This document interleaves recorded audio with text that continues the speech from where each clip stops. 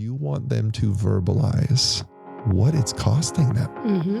And that will help them get to a point where they want to do something about it on their own. I can't help someone who doesn't want to help themselves. I'm Susan Goss, and as a seasoned therapist of more than 15 years, I'm honored to have had the opportunity to gain so much wisdom from so many people and love passing that knowledge on to others. So join me and some of my favorite friends as we share some tangible truths with you.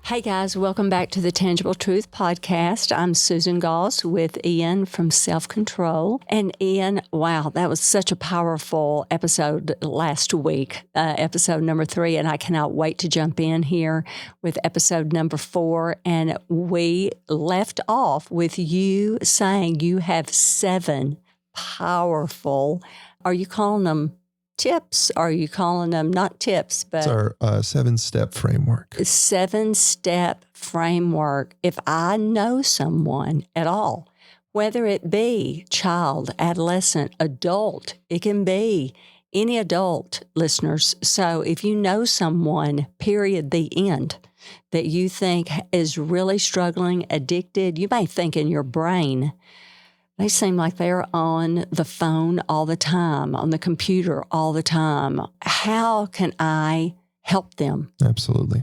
Ian, this is what Ian just talked about this morning, actually. And so it's fresh on his mind, and I can't wait to hear. And I know you can't either, listeners. So, Ian, I'm going to let you take it from here, and then I'm going to jump in and ask you something else about a new stat that you were telling me about, too. Absolutely. Well, Susan, that new stat, I think, is so relevant for parents because there was a study that just came out in June of this year, and it was trying to sort out the difference between just screen time in general, total number of hours, and if that's really the key indicator of affecting mental health, or if there's something else that parents need to be looking for, or friends of someone who has a problem need to be looking for. And they did prove out really and helped indicate that it's not just the total number of hours, but we need to be looking for addictive behavior. We need to be looking for that problem behavior. And a lot of times we can see it in our friends, in our family, maybe even our roommates or people that we know and love. And those people can't see it, right? Like by definition, they would do something about it and help themselves if they could. And that's where this 7-step framework is something I developed with Dr. Imhoff at the Joshua Center, where we really want to equip people who want to help someone else. And so I just talked to a group of school leaders, and we were talking essentially about how they can help their students. And we taught them this framework, and it's been so helpful for me as I work with individuals, I work with adults, and youth on this. And this is the framework that I use to walk through with people. So the first step in helping someone, for most people, as they're trying to get out of addiction, they maybe follow a 12-step program like Alcoholics Anonymous or Celebrate Recovery, which are absolutely fantastic. And when I first started looking into this, I read the big book from AA, essentially the principles behind why that has worked so well. And as we developed what we were looking for on screen time, we adapted it a little bit because screen time is a little bit different than a substance that is clearly proven to be negative for your health and well-being. Because for screens, most of us do know it's kind of bad for us, but we also kind of like what screens give us, right? And so the first step, I think, is getting out of the place of ambivalence. Ambivalent means that you're on the fence. You're not sure if it's totally good for you or bad for you.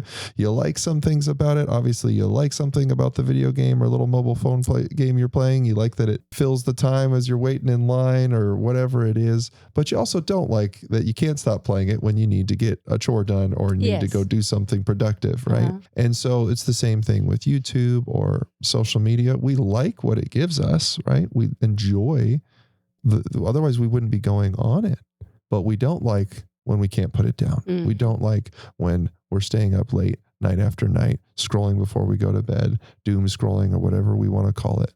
We don't like certain aspects of it. So we need to get out of that place of ambivalence and recognize this is bad. I need to do something and I want to do something about this, because a lot of times people don't. Like they're kind of comfortable, or they're okay with the negative along with the positive. And so getting out of that place of ambivalence is, I think, the approach that we need to take with someone when we're talking about it with them, and trying to understand, hey, do you really want to put this away? Right. And after we move past that, the second step that we would go through is trying to identify their motivation. And so when I work with people in the business world, because that's where I'm from and where I've spent my career, most of the time, two things motivate people. It's fear and inspiration, right? So people are motivated by a consequence or a negative thing happening in their life if they don't do something or change something. They're inspired by what could happen if they do something or change something, right? So let's think about that in the context of a relationship, maybe with a spouse or with a child. Well, we can be inspired about the idea that our relationship could get better if we put away our screens, or we exercise better habits and hygiene around how we use our devices in our home.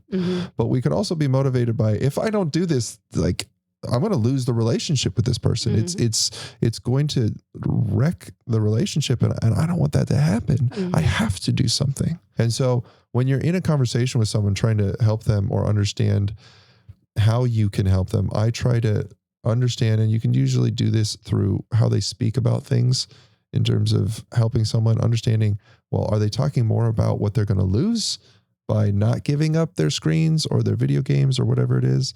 Or are they talking more about the life that they want to live outside of this, the person that they want to be? And those are the things I try to encourage them as we're maybe setting goals, or saying, well, are you ready to do something about that? Do you want to be this person who is a good mother, a good father, a good leader? Like, those are the people inspired by who they want to be. Or is like, are you willing to pay the price if you don't give this up, and your kids don't want to hang out with you when they're in their 20s because you weren't there or weren't present or engaged? So that's the second step, where I try to understand that. And in my experience, there's a lot more to motivation than just those two things, but those are two of the big drivers. And every single person has kind of a mix of those in their life. And the third step, Susan, is validation. And this is incredibly important. And I'm guessing from your experience, you probably have a lot more experience with this than me, but this was a new concept to me. Oh, really? Yeah. I mean, not in the terms of what the word means or anything like that, but in terms of actually using it to help somebody who's in a situation where they're struggling with something. Because when you go to help somebody, right, whether it be a child or a friend, and you can clearly see the issue and you're like, don't you see it? Hey, I'm going to keep telling you, like, this is the problem. I see it. Don't you see it? Instead of saying, do you still want I get it? Instead of validating. So when we that validate, makes perfect sense to me that you would do. Yes. So when we go to validate, it's not that we're condoning their actions, and we're not saying it's good that you're scrolling TikTok for 6 hours a day. Totally healthy. No, we're not saying that. But we are saying, look, I get it. I understand why you enjoy it. Like, TikTok is funny. Like, internet videos are funny, and it's totally tailored to you. It's dishing up exactly what you want. I get why you would want to watch videos on TikTok. Your friends are on there. I totally get it. But you need to fix this, this, and this about your life. No, we don't actually go to that. And what has happened, and I've gotten to use this and actually experience, you don't become a believer in something. You're like, this probably won't work, right? But I've done it. And you leave it hanging. You just validate. You don't condone the behavior. And what I've seen happen, and it doesn't always happen, and sometimes you do still kind of need to go into, hey, here's what I see. But when this works well and you have a relationship with this person, what you leave the door open for them to do is, and people, natural human behavior is that they're going to take the other side of something necessarily. Like in a situation like this, if you're saying, I totally get why you go to TikTok, they will, in the absence of you bringing the other side of that, they'll bring, yes, but it's costing me this. Yes, but it's keeping me up too late at night. Yes, but I'm sick of how it's causing friction in my relationships with my family and at my house. That's the point, that when you help someone, you want them to verbalize what it's costing them. And that will help them get to a point where they want to do something about it on their own. And I can't help someone who doesn't want to help themselves. Mm-hmm. I talked to and I worked with, there was a young man that I've met with for quite some time, and I didn't start meeting with him until he went to another person to get help. And that person basically said, after a year of trying to help him, I can't help him. He doesn't want to help himself. Mm. And so I was like, the only way we're going to be able to do something is if I implement what I tried to learn here with Dr. Imhoff and validation, and say, you know what? I totally get why you're going to video games. I totally get why you enjoy them. I totally get why that's a safe, enjoyable space for you. Mm-hmm. Mm-hmm. He's like, yeah, but I'm sick of my parents getting all up in my case or being on my back about it. I'm like, well, if you don't want that to continue happening, what are you going to do about it? Mm-hmm. He's like, I don't know. And then he started brainstorming what he was going to do about it. And then I said, how can I support you in that? He's like, well, I'm not really sure. I'm like, do you want this to keep happening? No, I don't want the friction to continue happening with my parents. Okay. And now we're having a conversation that he brought to the forefront of, this is a problem, words out of his mouth, not mine. And we started talking about solutions. And it was amazing because then we could move on to steps 4, 5, and 6 of the framework. And these steps of the framework essentially all can be done at once. And these are the steps that most of us, when we're trying to help someone, jump straight to. Those steps are controlling access, getting plugged in with community and other people, and then finding replacement activities. And most of the time, I see this most pronounced with parents who are trying to help a kid. They cut off access. They say, I'm taking your phone away, and you have a problem you need to change. They didn't validate why the kid enjoyed going to their phone. They didn't explain the why, other than maybe, you know what, like, your behavior is bad and I see the phone is the problem. We're going to take that problem away, right? They didn't really seek to understand. They didn't really understand what was going to motivate their child. And then they just basically said, we're removing access. If you're trying to help someone who is genuinely addicted to technology, or like we talked about previously, maybe they're not addicted, but they got some bad habits that they need to work on and improve.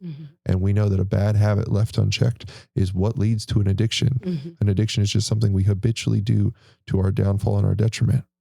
So if we're trying to help someone out of a bad habit or addiction, their brain isn't backing them up on this.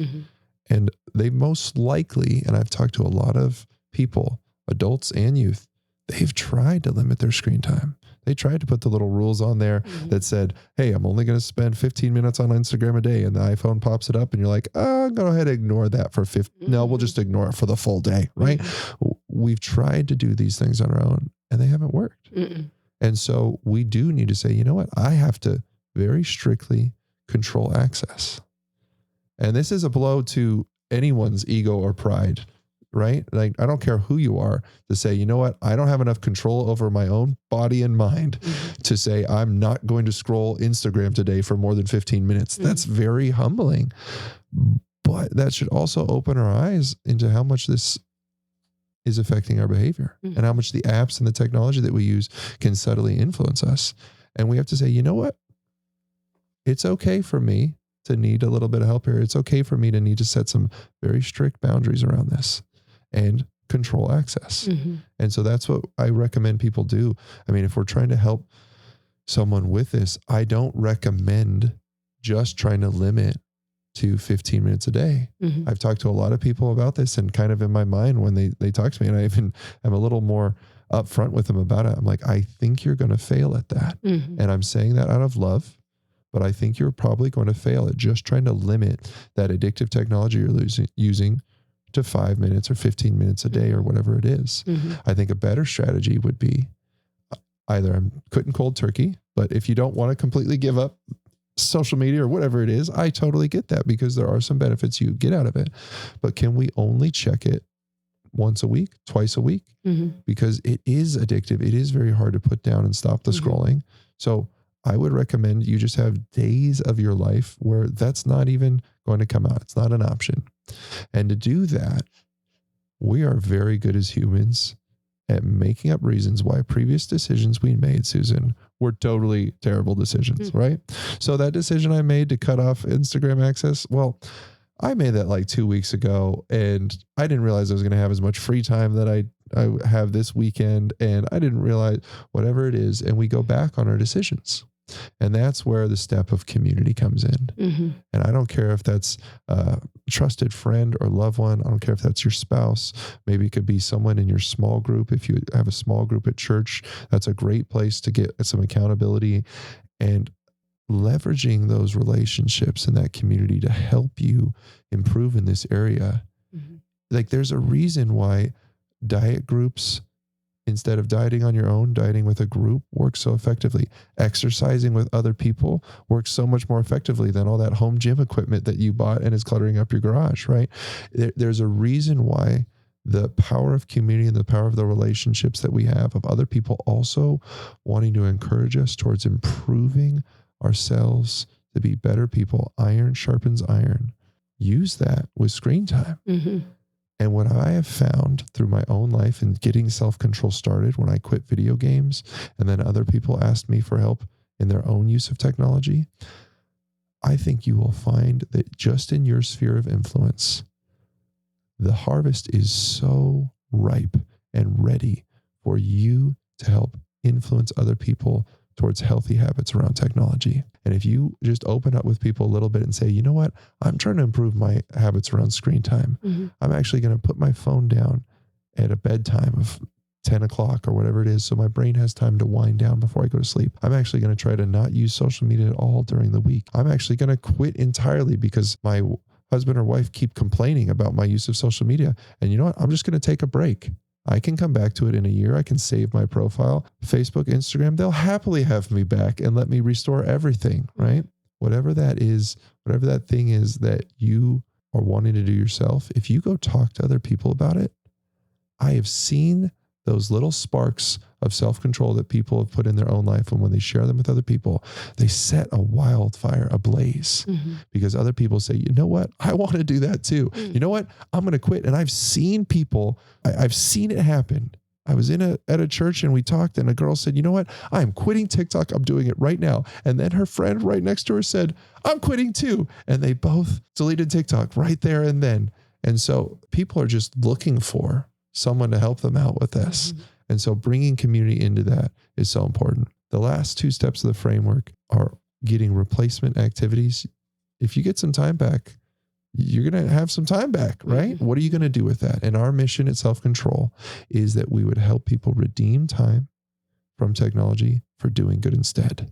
So I want to encourage you to think about the people in your life that you care about, getting back to healthy habits yourself, taking care of yourself so that you can take care of others. Be intentional with what you're going to do with that time instead. I don't want you to just quit TikTok so that you can go pick up another bad habit around technology or watch more Netflix, right? So remember that. And then the last step that I have to leave all of your listeners with, Susan, is you have to remember and know your story.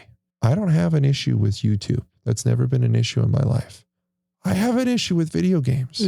Like going back to video games is a very bad idea for me, even going back in little bits, because if I play video games, I'm going to stay up too late. I'm going to not prioritize time with my spouse. I'm going to not prioritize time with my kids. I'm not going to do the things that are important to me. And that is what I know for me is an issue. And so it's very easy for us 2 years down the line, even, or however long it is down the line, if we build some healthy habits, to say, hey, maybe I can go back to that. And I would be encouraged us to be very careful about that. And remember, you know what, for me, that's been an issue. And the neural pathways in my brain are going to kick right back into gear if I open up that door again. And if I do, I need to be very transparent about the fact that I'm doing it and talk to my spouse or talk to other people that I know and love.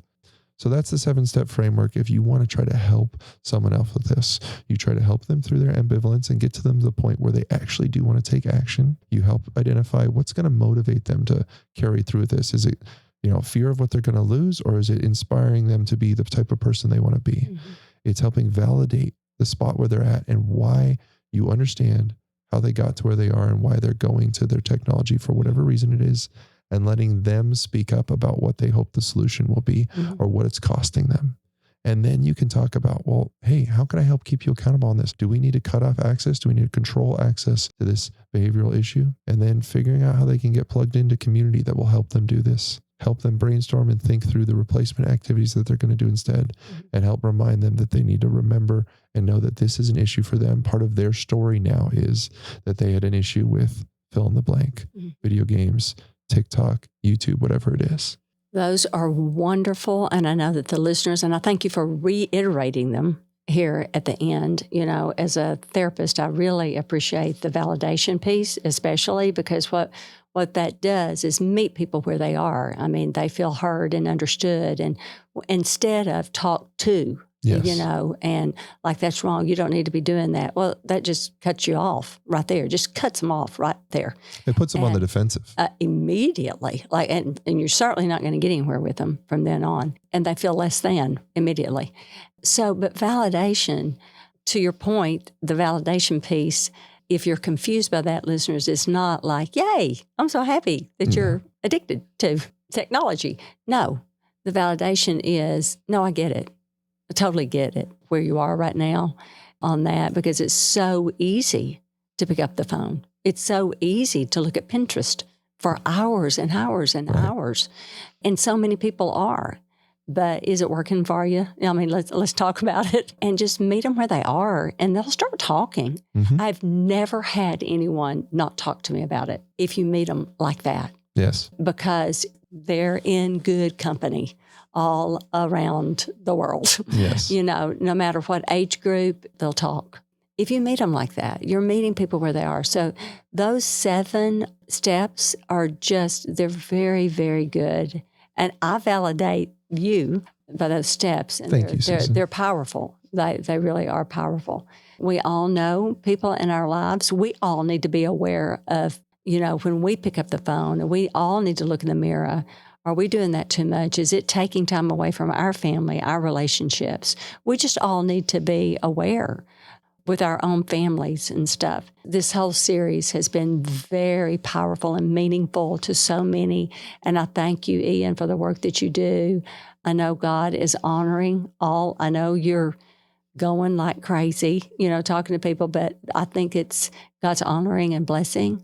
It's information that needs to get out there. It is a hot topic right now, and it should be. So I'm thrilled that Tangible Truth podcast is getting the word out with you as our guest. So thank you for being a part of it. Thank you so much for having me. It's been an absolute pleasure. Absolutely. We're thrilled. So listeners, share this podcast as many times as you can. Get the word out. And I know it's been beneficial, and thank you for listening. We love you. And again, Carrie will have the link on this podcast. So listen in. We'd love to have you come back. Ian, do you want to say something? Yeah, my marketing director would just love me to say that you can check us out at selfcontrol.com. That's right. And you can follow us on Instagram at Build Self-Control, or on Facebook at Build Self-Control. Perfect. We also have a newsletter that goes out, and we have a lot of different contributors to that. We have therapists who've written for us. We have school administrators or people focused on that, of helping parents understand those things as well. So check that out and subscribe to our newsletter. You can do that through the website. Perfect. Way to end the podcast. So that's great, Ian. Thank you. And thank you, listeners. We love you. Bye-bye.